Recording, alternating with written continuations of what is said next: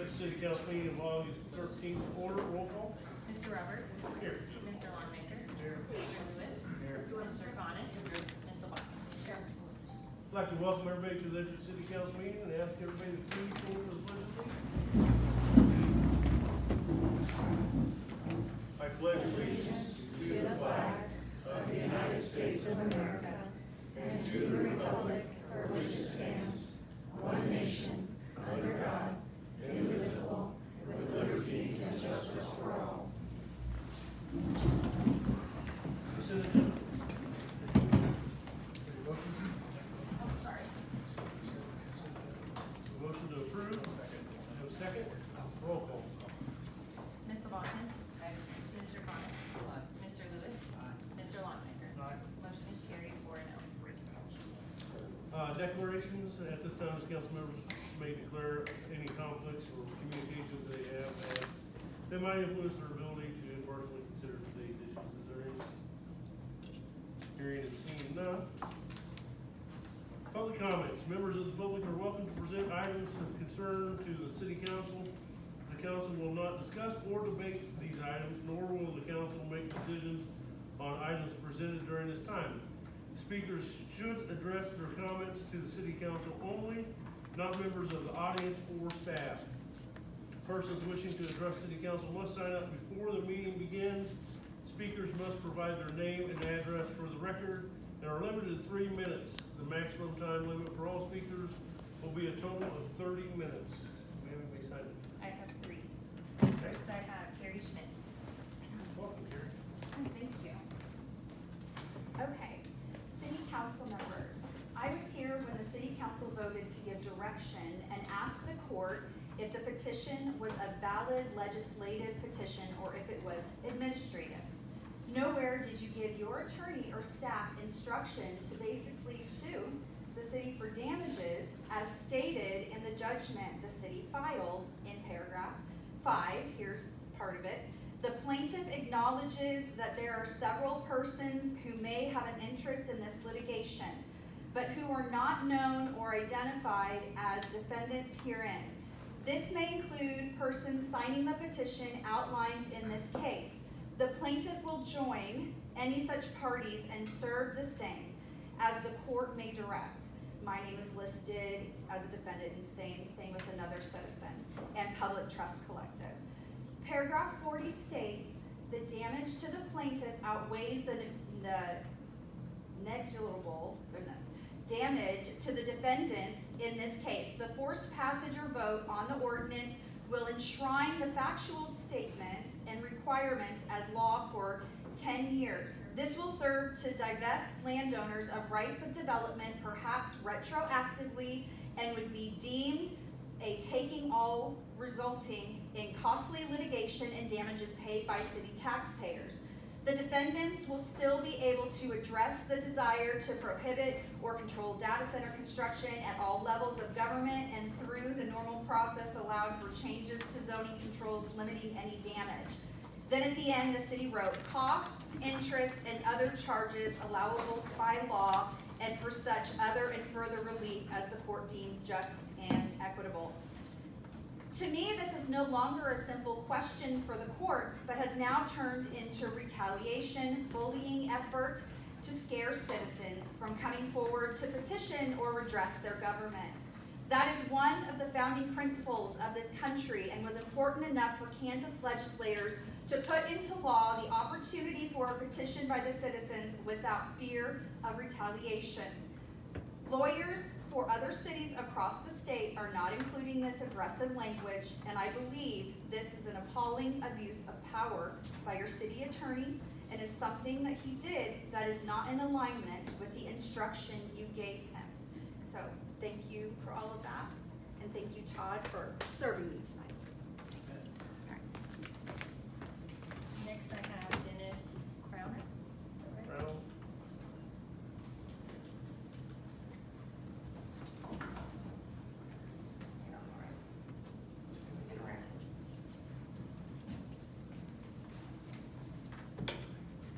Welcome, Dennis. Hello, folks. Mine's not a huge deal, but I have really upset with the new co-op road. And the road's fine, it's beautiful, it all looks good, but you really made it hard on people that drive semis in and out of co-op. The new signs, I don't know if anybody's seen the new signs down here on the south entrance, has made that an outbound only. But the island in the center has made it where you can't drive semi across it. And then the signs made it where you're gonna do damage to your trailer if you do get the damage. So that reverts us back. The middle is for gasoline only. The humps are too severe to take a grain trailer in and out to get fuel. You can sneak in from the south, and then you have to back out and wiggle out, and then you'll have to wiggle to the north to get out. Now this all sounds pretty simple to do, but I don't know how many of you folks been around through a big harvest. I've been hauling down here to Edgerton for 35 years, I'd say. And there's been many a time I would stop my truck a block north of where you pull in. Now, co-op's got that in and out only. An empty truck has to leave there because the south one's junk. And you got semis coming in from the north. Now, I don't know how many people's ever followed semis, but when you're wanting to make a left-hand turn, you start out in your right-hand lane, far over as you get, and you end up over in your right-hand lane. And your trailer tires, you always watch your mirror to make sure you don't go in the ditch. That is the amount of side swing that you have. Now when you put two of those trailers side by side, one wanting to go one way and one to go the other way, it's not going to work. You are making my life hard, and this might be just the camel that breaks, or the straw that breaks the camel's back. I can tug on up to DeLong. They're not a great cup of tea up there either, but I can get 30 cents more a bushel for my grain. And I don't have to fight the signs in the middle of the island. What? Just drive by and take a look, and I will be more than happy to bring you a semi up here. I'll drive it. I don't see real good, but I'll drive it and I'll show you the problems that somebody, I don't know who, has created for the farmer or the producer that serves this co-op. You can finish, you're gonna have to wrap. Oh, I'm done. Did I wrap it quick enough? You did great. Okay. Yes, thank you, Dennis. If I get back without falling over, I'll have a good day. You too. The last one I have is Charlie Troutner. Welcome, Charlie. Charlie Troutner, 707 West Nelson, number 215, here in Edgerton. I'm just going to reiterate what I talked about a few weeks ago, that I feel it's very important that we have microphones in place for public meetings. And I think we need them for a lot of reasons. First of all, just so we simply can hear you all, and the audience can hear a speaker at the podium because our back is to the audience. I don't think that there's many cities in Johnson County, Kansas, that do not use microphones. I personally can't think of any. I think it's just an issue that's really, really important. I know I personally am very adamant about that we get microphones. I think it would make meetings go smoother, more efficiently. And I also think microphones would benefit the city and the governing body because they would be able to hear everyone. You wouldn't have audience members saying, we need microphones, speak up please, can't hear you. I mean, that does take time into the meeting. So I just don't see a reason why we can't have those. I know there's a financial cost at stake. but I think it's worth that financial cost, I really do. I think it's a very important issue.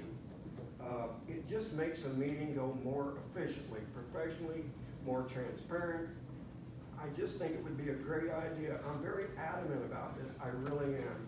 I just think the time has come that we need microphones at our public meetings. Thank you. Thank you, Charles.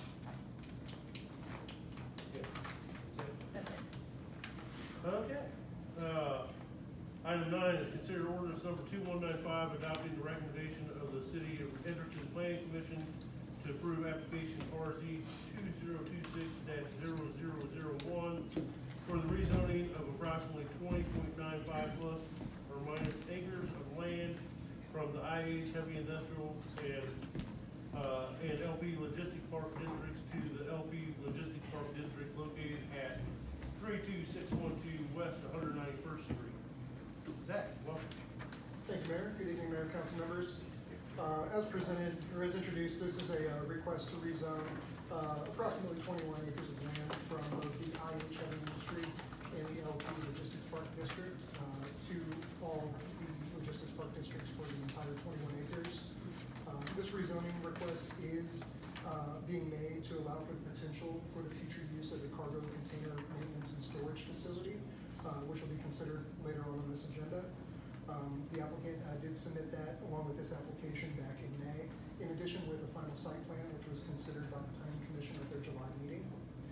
Staff reviewed this rezoning request in accordance with the Edgerton Comprehensive Plan, the Edgerton Unified Development Code, and zoning code and subdivision regulations, as well as the state of Kansas golden criteria, as we're required to review all rezoning applications against. With that, staff recommended approval of the rezoning to the LP district. Then the Planning Commission held a public hearing at their July 14th meeting, where the Planning Commission held a public hearing. The minutes for that public hearing are included in the packet, and the Planning Commission recommended approval with a 4-0 vote. And that concludes my presentation. I'll stand for any questions. Questions or comments? The applicant is here. Yes, the applicant is here for questions as well.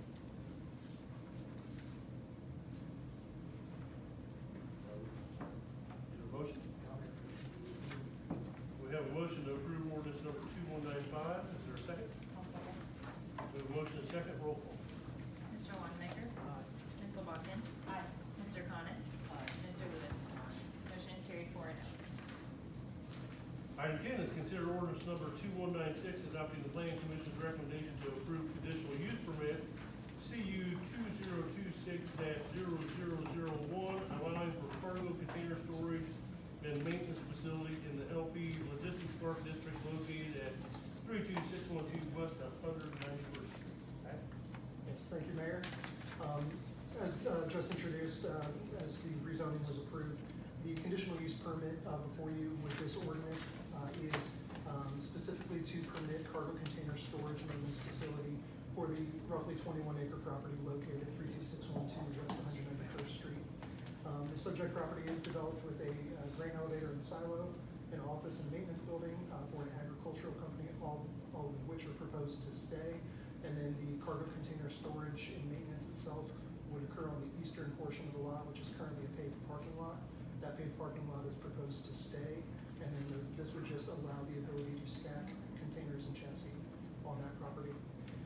Similar to the rezoning that we just heard, all conditional use permits, as they're a land use action, are required to go through the golden criteria review, which staff conducted in addition to the review against the comprehensive plan and the Unified Development Code. After staff's review, we recommended approval, and then at the July 14th Planning Commission meeting, the Planning Commission held a public hearing, minutes for which are included in the packet, and the Planning Commission recommended to approve this conditional use permit with a 4-0 vote. That concludes my presentation. I'll stand for questions, and the applicant is here as well. Questions or comments? I'll make a motion to approve. We have a motion to approve ordinance 2196. Is there a second? I'll second. We have a motion and a second. Roll call. Mr. Longnecker. Mr. Lewis. Mr. Connors. Ms. Lobachkin. Motion is carried 4-0.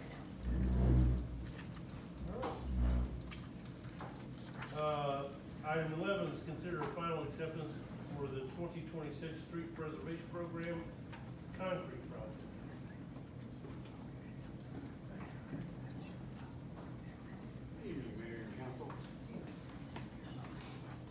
background on that. During the 2026 through 2030 CIP work session, the city council identified the 26th street preservation program for street infrastructure in selected areas determined by staff using tools of the project management program. The other two programs, pavement markings and chip seals, will come at a later date. The final acceptance on those. On May 28th, 2026, City Council awarded the construction concrete to Nuco Construction, or Nuco, sorry, Nuco Concrete for $60,135. Due to the bid prices being lower than expected and available budget, additional curb work was completed during the construction on West 5th, West 7th, Martin, and Hewlett. The increased curb work went from 1,350 linear feet to 1,425 linear feet. On July 23rd, 2026, City Administrator approved the change order, which included the final quantities. The price of the change order was $2,850, and with the original price and the change order, it was $62,985.00. This increase was within the project budget. The project summary is below there. The work was completed according to city standards. The project was inspected by the city construction inspector and is recommended for final acceptance as noted in the attached letter. And I'll stand for any questions. Questions or comments that Todd or staff? Does that pretty much take care of all the messed up curbs we have, or is there a lot more to go? No, there's still a lot more to go on that. Just Yeah, we've got a chunk in that area. We try to stay in one general area and try to get all those in there. It gives us a cheaper price when we go out for bid instead of having them scattered all over town. Any other questions? I'll make a motion to approve. I'll second. Have a motion and a second to approve final acceptance for the 2026 street preservation program. Roll call. Mr. Lewis. Aye. Mr. Coniss. Aye. Ms. Labakan. Aye. Mr. Longnecker. Aye. Motion is carried 4-0. Item 12 is consider change order number 1 to Traffic Management Kansas LLC for the 2026 street preservation program pavement market project. And it's me again, so. Welcome. We'll do a little background on that. City of Edgerton maintains a 24-hour train horn quiet zone on Nelson and 199th Street railroad crossing. The FRA inspection from the May 13th of 2025 identified faded and missing pavement markings on both crossings, no longer meeting the MUTCD. On September 10th, 2025, FRA approved the proposed pavement markings on both crossings. On May 28th, 2026, City Council awarded the construction contract to the pavement marking for the pavement marking project to Traffic Management Kansas LLC, an amount of $18,363. The proposed change order adds pavement markings work at the 199th Street Railroad Crossing that was not included in the original scope. The prices came in lower, allows us to do a little more work on that. So this additional work implements the FRA approved pavement markings referred above, and will bring the 199th Street or 199th Street crossing into compliance with the MUTCD and quiet zone requirements. The original contract was $18,363. The proposed change order is $7,352, which makes the new contract amount at $25,715, and the increase is within our project budget. The change order is attached for your review, and city staff recommends approving the change order for Traffic Management Kansas LLC for the pavement parking project. I'll stand for any questions. Questions or comments? I'll make a motion to approve. I'll second. Have a motion and a second to approve agenda item number 12. Roll call. Mr. Longnecker. Aye. Mr. Lewis. Aye. Mr. Coniss. Aye. Ms. Labakan. Aye. Motion is carried 4-0. Thank you. Thank you, Todd. Item 13 is consider resolution number 081326A approving approval of indemnity agreement between the city of Edgerton United Methodist Church and use of the church parking lots during the Meet Inferno event. Hello, council. So we're a little bit earlier than we normally are for Meet Inferno. We moved it to September 11th and 12th, so we have our grouping of Meet Inferno items here tonight. So the first one is that we use the church parking lot, both of them, the paved and the gravel lot, to welcome more teams to our competition. So basically we have an agreement with the church, they've already signed the agreement, and then the stipulations with us using them is to make sure that the area is clean before Sunday service, that the trailers on the paved lot are less than 40 feet due to the weights, and then they're able to have a booth during the event if they would like to, and then they are also covered on our insurance as additionally insured. Questions or comments? I'll second.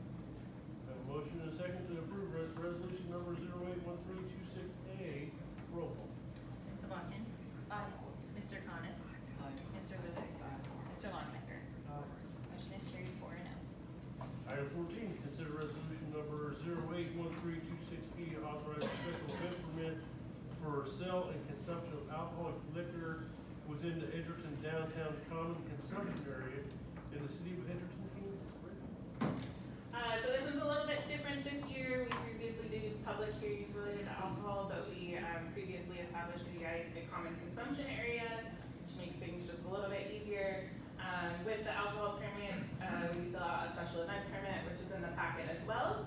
And the stipulations of the common consumption area is that a licensed alcohol vendor is the one that sells the alcohol, which we have Tipsy Tavern, which they have their catering license and register our events with the Kansas Alcohol Beverage Control.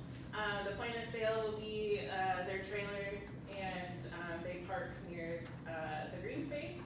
And then it will only take place in the downtown consumption area.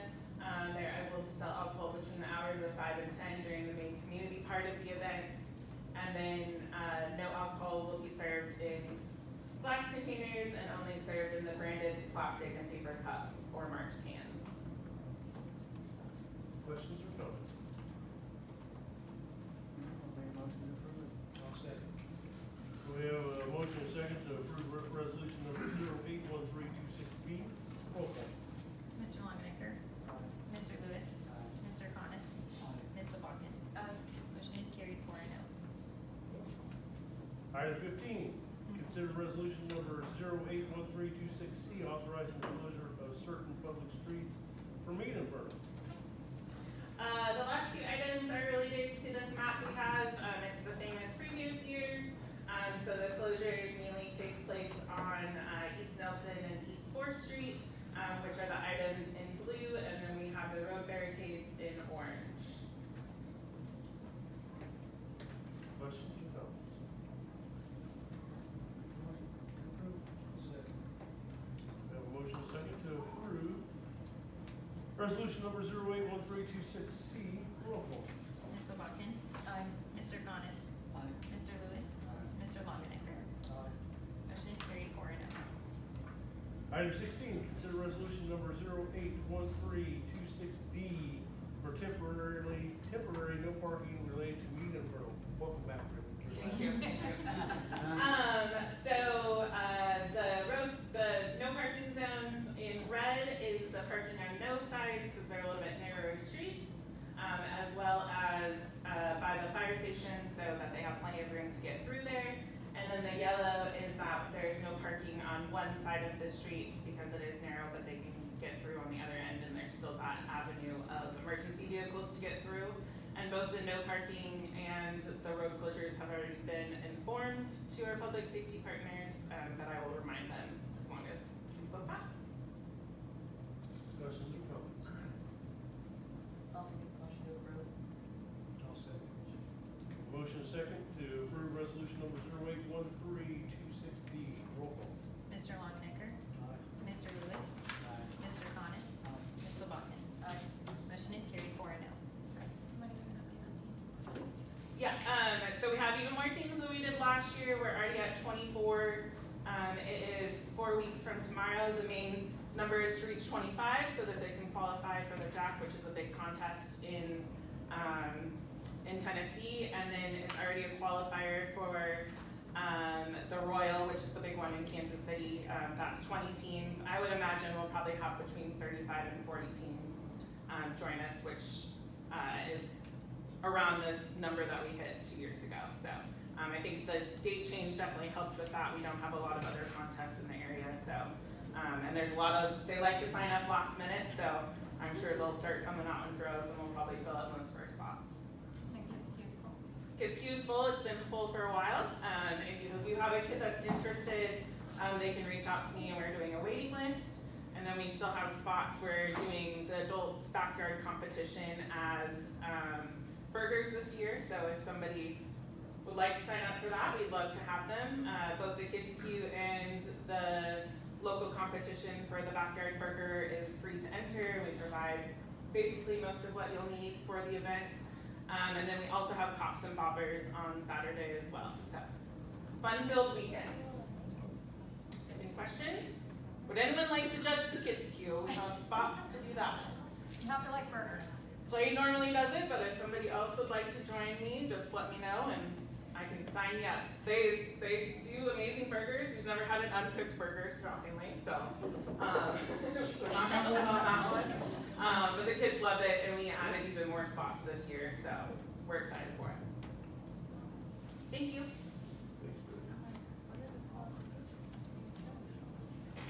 Report by City Administrator. So first up tonight is the financial reports. Ms. Kennedy. Good evening, Mayor and Council. Here we are with the second quarter of 2026 already.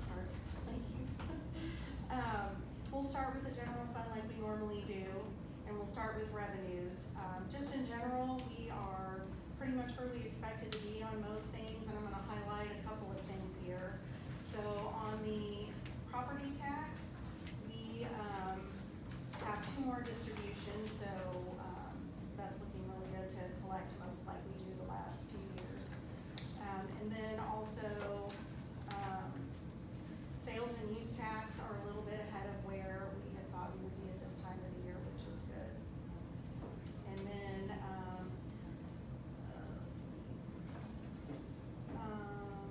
licenses and permits, that one is a little bit on the seasonal side because that includes our building permit activity. And so that is right where we think we would be at this point in the season. And then moving on to expenditures, the same there, we are pretty much where we would expect to be on all of our department expenditures, and I'll highlight a couple of things. The first one is law enforcement. That is our sheriff's services, and we pay that bill on a quarterly basis, and so we've only paid for the first quarter at this point.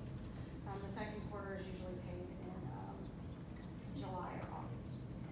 And then economic development, the biggest bulk of that budget is our transfer of the BNSF property tax increment, and that is usually done in July, so that will be reflected in the next quarter.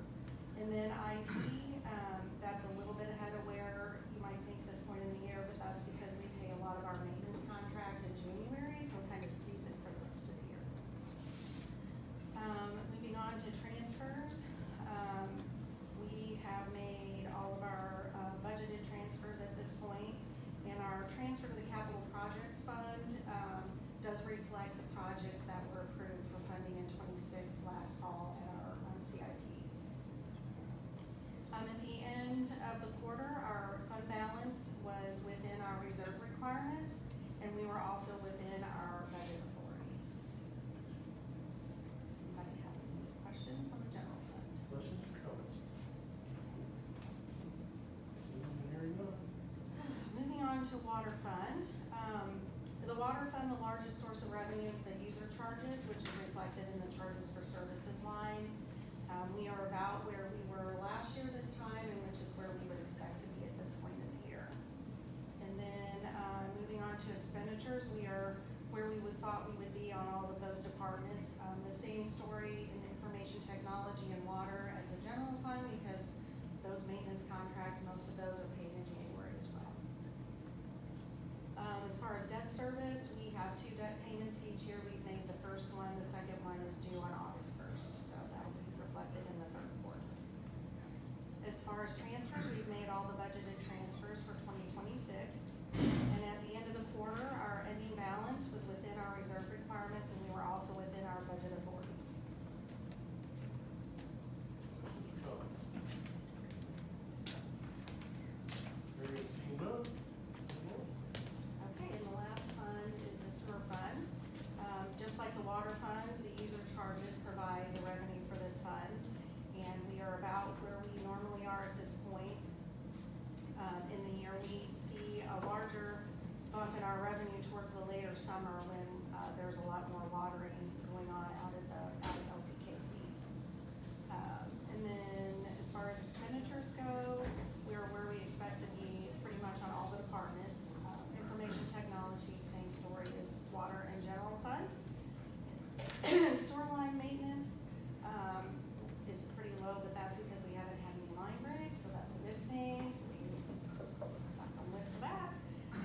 Lift stations and vaults, the biggest part of that expenditure is our generator maintenance, which we have 2 visits in a year. We've only had 1 visit. The next visit will be in the third and fourth quarters.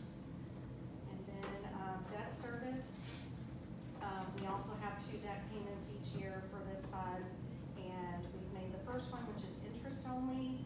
The second payment is interest and principal, and that's also on August 1st. And as far as transfers, we've made all of our budgeted transfers for the year. And our balance at the end of the quarter was within our reserve requirements, and we are within our budget authority for that fund. Questions or comments? I have a question. So the issue that came up recently with the so-called flushable wipes causing problems, that'll be on the third quarter. I think so. I was trying to remember what the timing was on that. Do you mean, like, if there were expenditures related to that? Is that Yes. what you're asking? Yeah. I don't know. I don't know that there were, that is an ongoing issue for us. Like, we are always spending that. I don't know that there's a spike in expenditure that goes with that unless there's something I'm unaware of.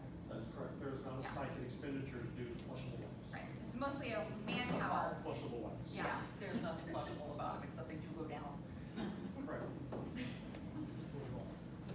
Yeah. So there's not an expenditure piece that you'll see. Okay. Yeah. It's just us trying to keep in the front of everyone's mind that, that they are not flushable and that it is the shared requirements. Any other questions? Comments? No? Thank you, Karen. Next up is Parks and Rec.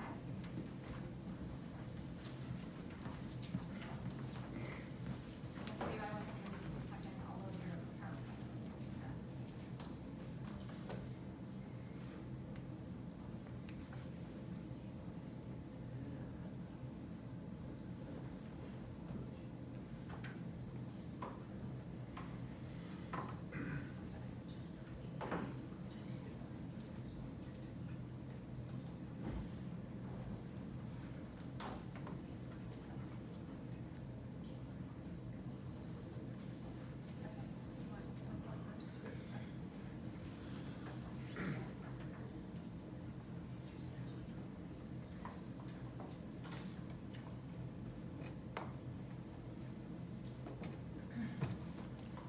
All right.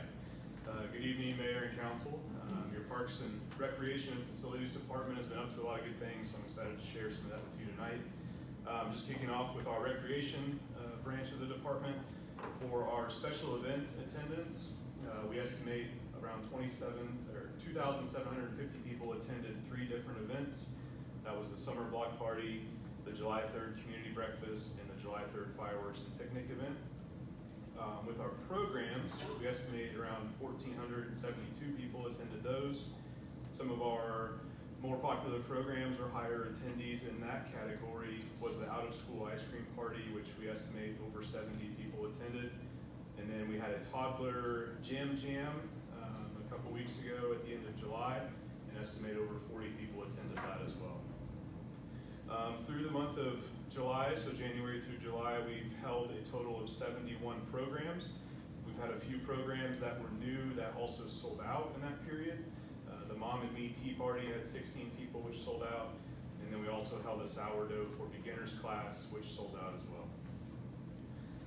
Moving on to a donation from Amazon. They have a STEM initiative, and we received an $11,000 donation from them. We do have plans and hope to announce how that money will be used soon. Additionally, with our Facebook page that launched in February, we now have over 300 followers, and I would assume over 200,000 total page views.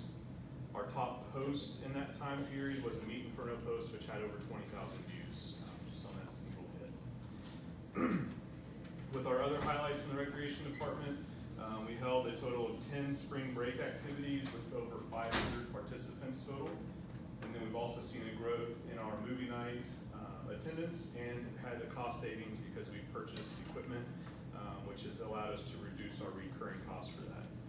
Just for reference, in last year we averaged 15 to 20 people for those movie nights, and now we're well over 40 people attending each of those events. So great stuff happening there. I would say the majority of all those programs and events happen at the green space, so moving into that. Total entries into the building, this could include staff, people that are attending a rental or a program. We've had just over 25,000 people January through July.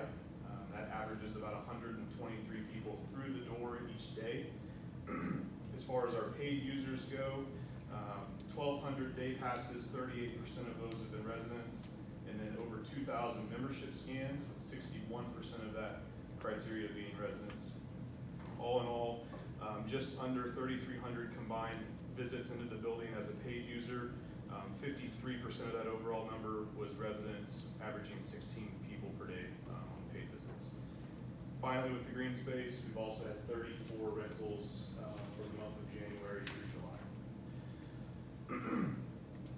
Moving on to our parks, we have a vehicle counter at Martin Creek Park, and that has so far this year seen 6,700 vehicles enter the park. One of our top days in that category was July 3rd, obviously, where we had 550 vehicles enter the park over the course of that day. In quarter one, pedestrian traffic at Glendale Acres Park, we had just over 1,600 people enter that park. Caveat, that is only one of the entrances into the park. We don't have a laser counter on the other entrance. So that's our quarter one numbers there. Some other highlights from our parks department. They're doing a good job at trying to see how we can increase our level of service within the budget. So they were able to paint and stain all of the park furnishings and shelters throughout our parks. One thing everyone's always interested in, Edgerton Lake was stocked with 100 bluegills in June. And I think we're on the schedule to get some catfish, I think in September. Manor Park recently completed some concrete replacement underneath the shelter that was done in July. And then at our ball fields, we added 6 tons of infield material, that's what we call turfus. It helps with the playability of the field. And then we also distributed 6 tons of mulch throughout our parks and different landscaping beds and throughout the parks there. Parks maintenance guys, they also added 40 plants to Edgerton Lake. They aerated over 700,000 square feet of parkland, and we've treated almost 1 million square feet for weeds and fertilizer also. Those guys, as far as common work goes, a lot of groundskeeping and landscaping, mowing, trimming, turf management. We also take a high level of care for maintenance of our playgrounds, our structures, and our trails, and then helping out within other departments, whether that's facilities or rec programs and events. Finally, for our facilities department, January through July, we received almost 120 work orders that were completed. He's been able to spend 300 hours just on downtown groundskeeping, whether that's mowing or keeping it up landscaping beds, different groundskeeping activities there.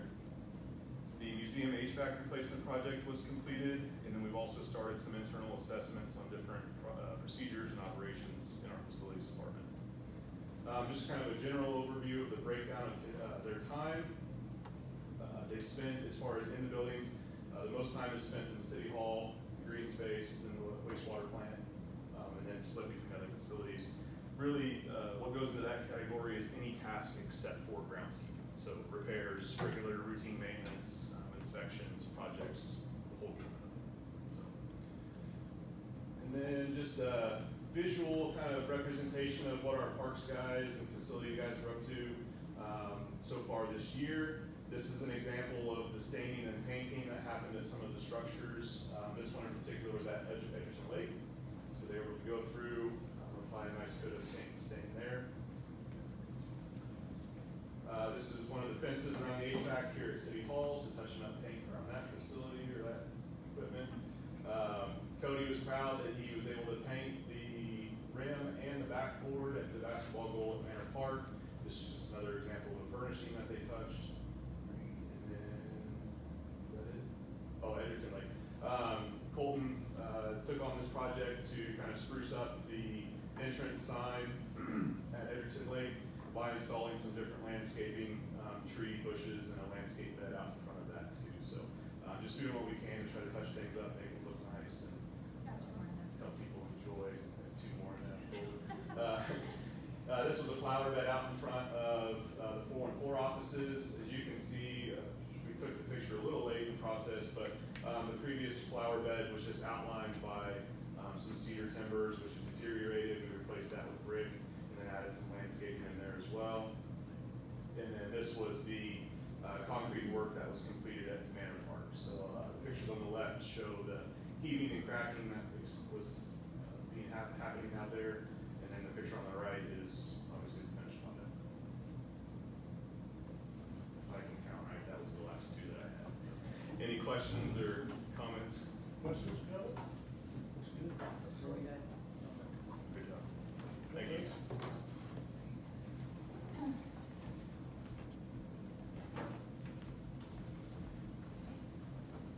So next on my report is related to a traffic concern that we have received from a resident over on Heather Knoll.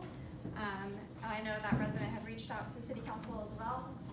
So our standard process when we receive a concern like that, especially related to speeds in the area, is to partner with our law enforcement, the sheriff's office, and then also Public Works. So we did a speed data study, and so this is the result of that.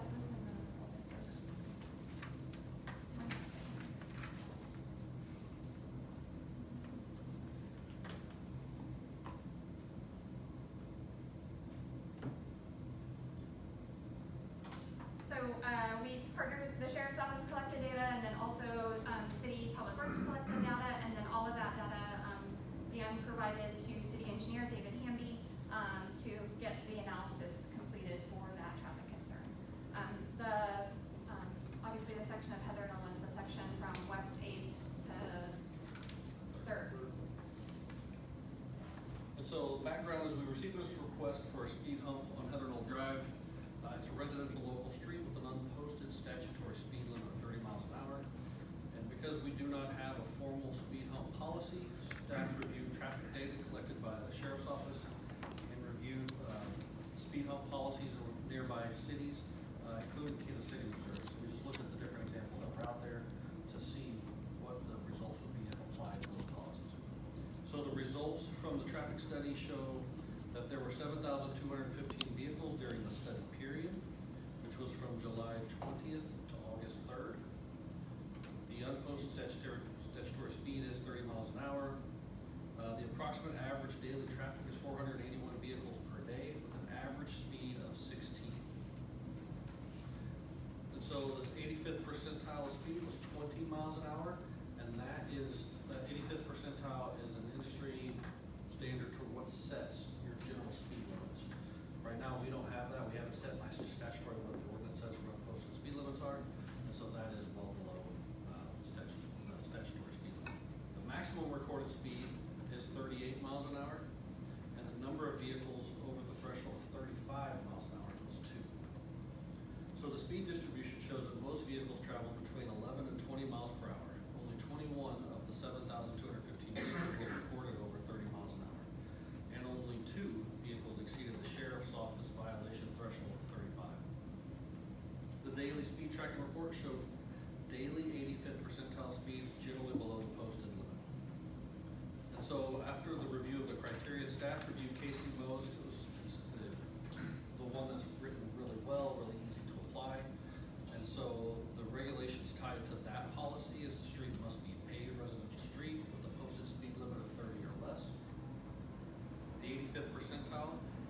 least 7 miles per hour over the posted speed limit. Traffic volumes should fall between 500 and 1,500 vehicles per day.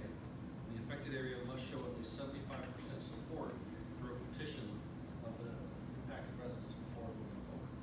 That is not our policy, but if it were to be, you would see which ones it met and which ones it would not meet. And so we didn't hold them accountable to that since that was not our policy. However, the speed indicated through the study showed that it was well below this policy and all the policies I've reviewed.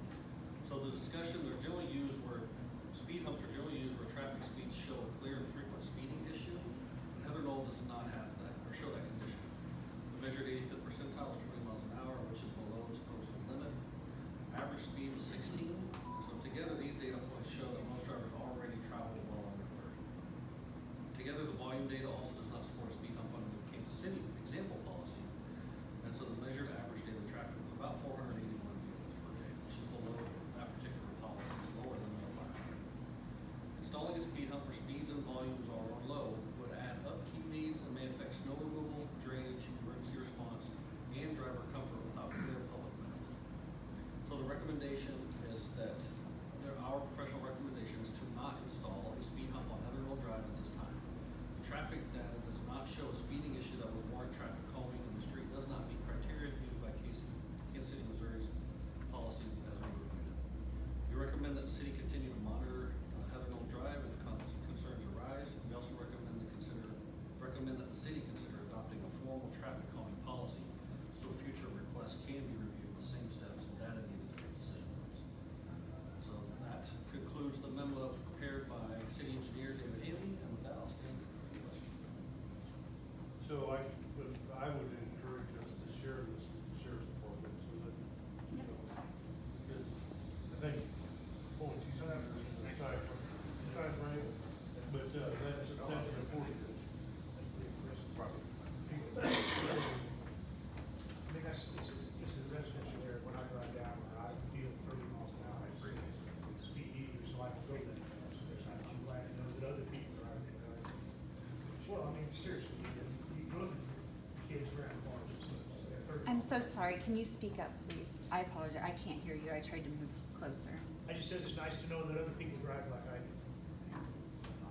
I couldn't hear what you said before too. Not trying to be rude.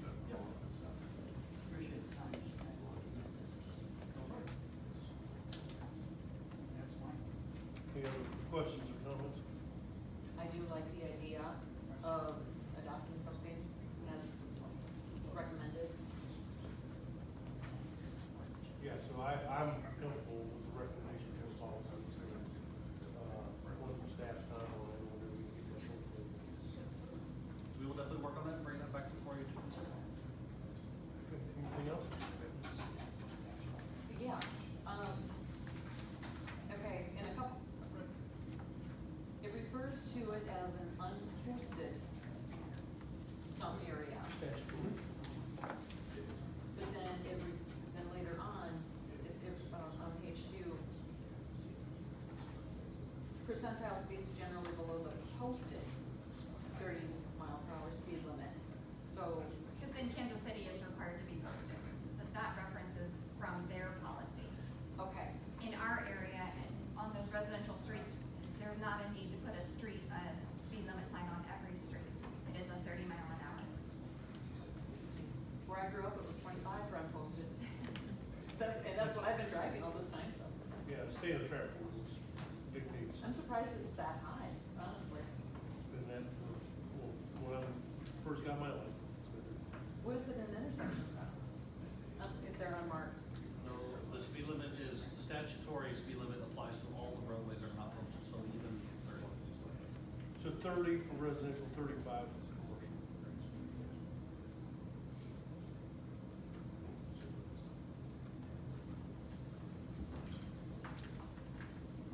Any other questions, comments? All right, and you guys going to reach out to the resident? Correct. I did invite the resident for tonight, but we'll also reach out again to make sure we touch base with the resident. All right, thank you. Okay, next on my list is some wastewater information, so let me get that pulled up here 1 second.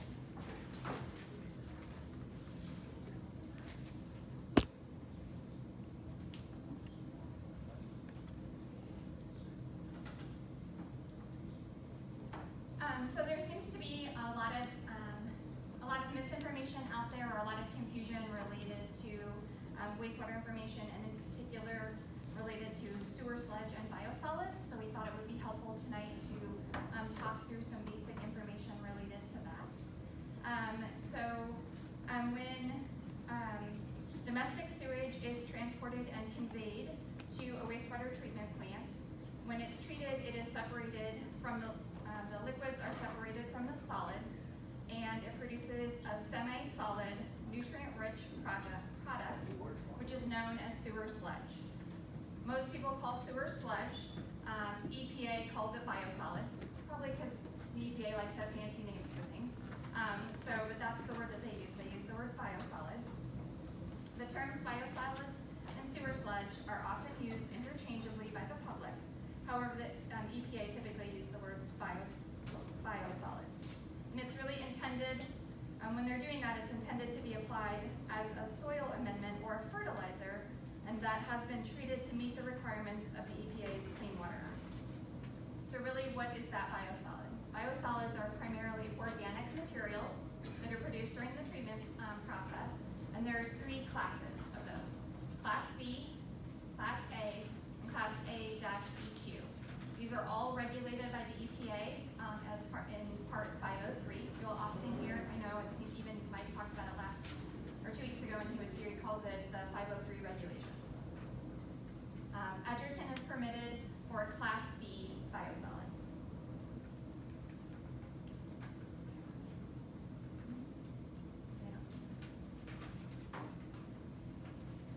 And so those Part 503 regulations govern the minimum requirements for sewer sludge quality, management practices, and monitoring and reporting applicable to the generation of sewage sludge by treatment works, which is what their fancy word is for wastewater treatment.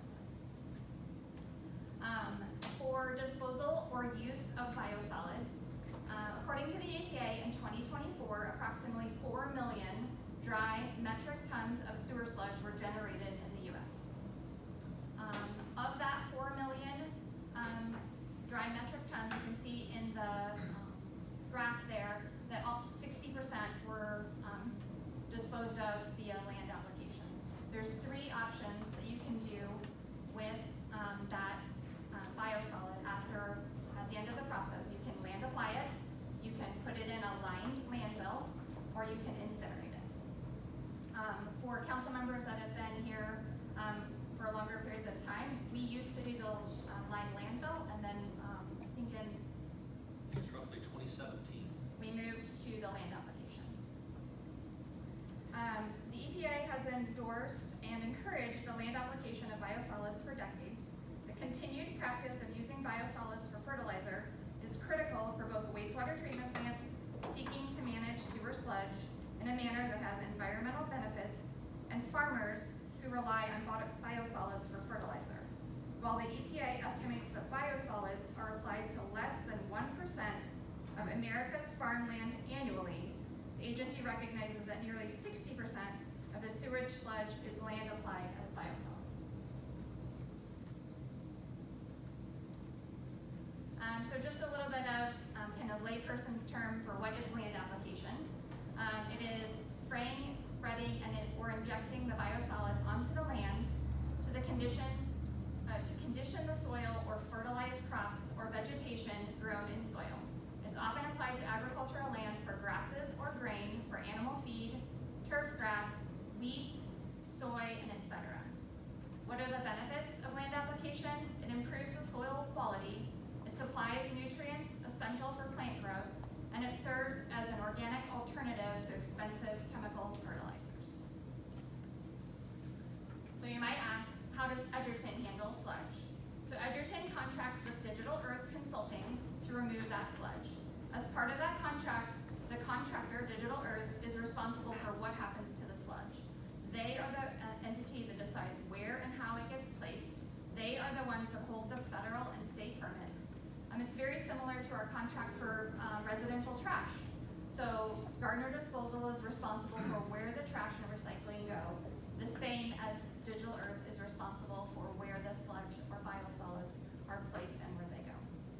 The city is responsible and permitted for the operation of the wastewater treatment plant.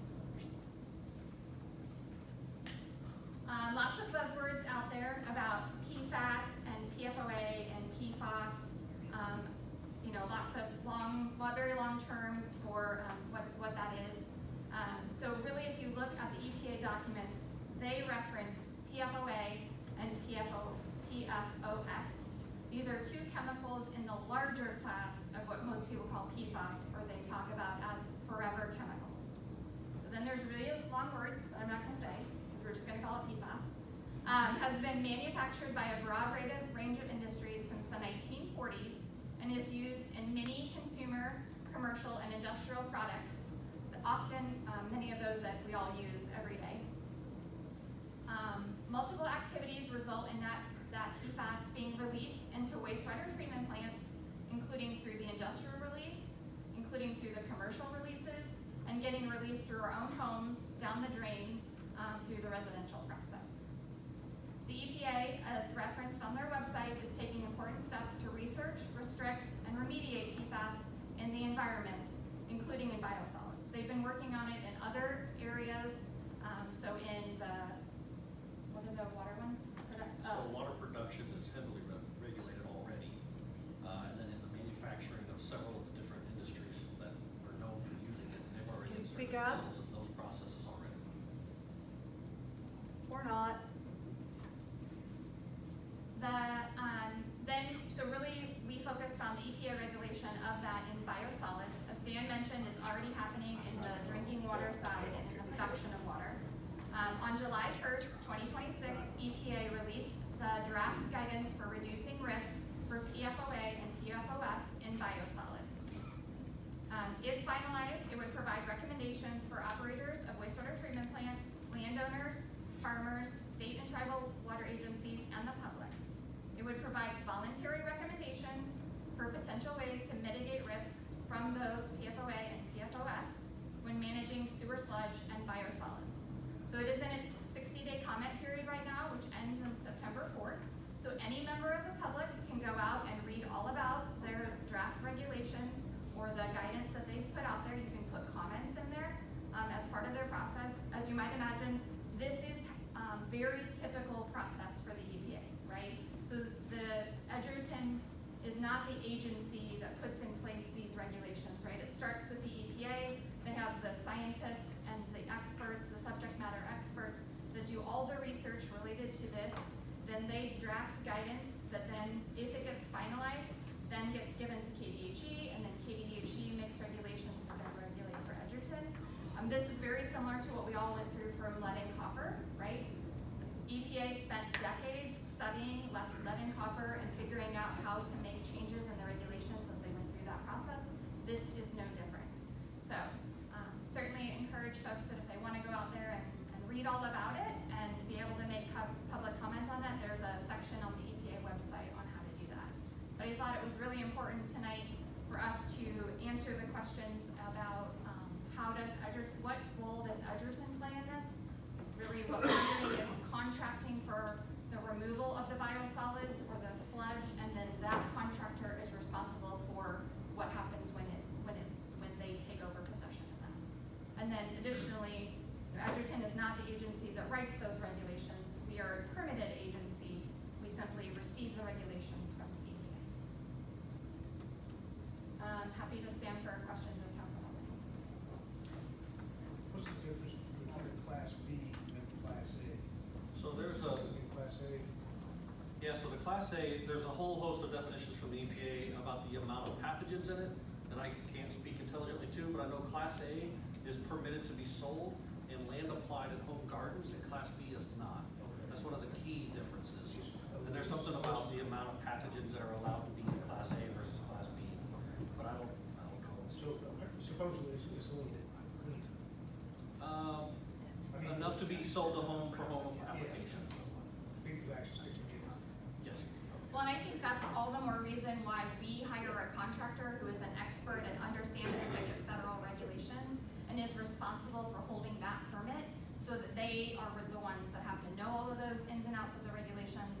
How can it get applied? Where can it get applied? What are the rules related to that? Because that is not the expertise that we have. Well, they're permitted to do that. They know how much they can put on. Correct. Because you can't put too much on. Yep. Correct. Other questions? So, I mean, you know, I can appreciate the concern, that we've had been shared. But I'd also, you know, point out that, you know, as a wastewater company, you know, as owner of our own wastewater plant, we are a small apple in what really happens even in Johnson County. We contract out, so does Johnson County wastewater, and their tonnage is significantly more than ours, and gets applied all over, and I don't know if they're using nowadays. Yeah, so I would also encourage the public that has concerns to look at the EPA comment period and make comments, because it's open until September 4th, and that's how you can potentially effectively control the regulations that come down.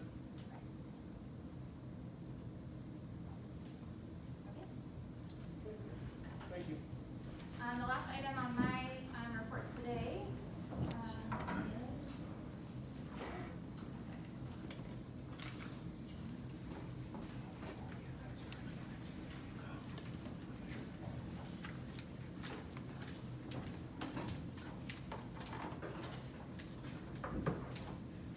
related to the staff's plan for emerging industries, community engagement, and unified development code update. So Zach and I worked together, and after the July 23rd council meeting, City Council directed staff to bring back an outline of a process to consider public engagement and possible updates to the zoning and development regulations for emerging industries. So to conduct that work, staff would prepare two separate requests for proposals. The first one would specifically address community engagement efforts surrounding emerging industries. So that could include things like data centers, battery energy storage systems, energy production facilities, vertical farming, any others that those consultants are seeing being talked about out there in the development world. Those community engagement efforts would allow opportunities for Edgerton residents to learn more about those industries and discuss related opportunities and challenges. This process would be similar to the types of public engagement that the city utilized recently for Envision Edgerton to update our comprehensive plan. Then the second RFP would be specifically designed to use the information that is collected in that community engagement process to provide direction for proposed zoning regulation updates related to those industries. Those regulations could include approval procedures or required applications, supplemental use regulations, specific design standards, or a number of additional requirements that could be identified in the process. Our plan would be to prepare those RFPs to be published in August, with the responses due from the consultants in late September. Both RFPs would come to City Council for consideration in October. We would anticipate the community engagement work would begin first, likely in late October 26th, concluding likely in January. Especially with the holidays in there, we just want to make sure we give the right amount of time for that engagement process. And then the zoning regulation update work would begin in December and conclude likely in April of next year. So really tonight our plan was really looking for consensus from council or answer any questions you all might have. Otherwise we would, if there's consensus, we would move forward. Questions, comments? Consensus, no consensus?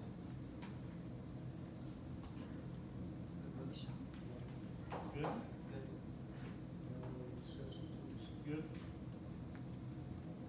It's a start. I'll take it. Good. Sounds like there's consensus. Okay. Sounds good.